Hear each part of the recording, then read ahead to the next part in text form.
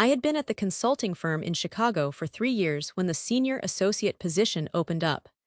By every measurable standard, I was the strongest candidate in the cohort. My client feedback scores were the highest on the team. I had led the two most successful engagements of the year, and my direct manager had told me, in those exact words, that I was ready. I went into the review cycle with quiet confidence.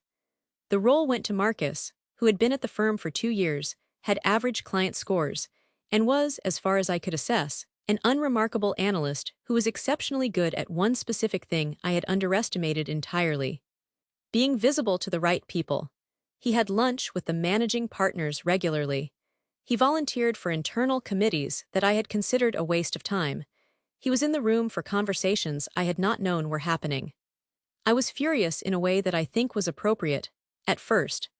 I had done everything right by the metrics I had been told mattered and been passed over for someone operating on a completely different set of metrics that nobody had told me existed. I spent about 2 weeks in that fury before I started asking harder questions. I talked to a mentor outside the firm, a woman in her 50s who had spent 20 years in professional services before moving to the private sector, and she said something that deflated my righteousness in the most useful way.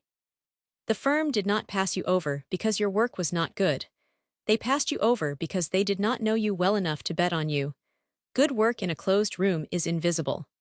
I had been operating as if results were sufficient and ignoring the entirely human reality that organizations are made of people who promote people they know, trust, and can picture in the role.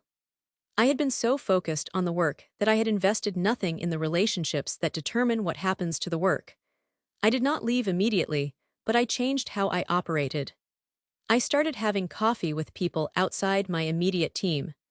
I started making my work visible in ways that felt uncomfortable at first, presenting in broader forums, contributing to conversations that were not strictly my remit. I also started asking more directly about what the path forward looked like and what the people making decisions needed to see. I was promoted 18 months later. The lesson was not that politics matter more than performance. It is that performance alone is necessary but not sufficient, and pretending otherwise is not integrity, it is naivety.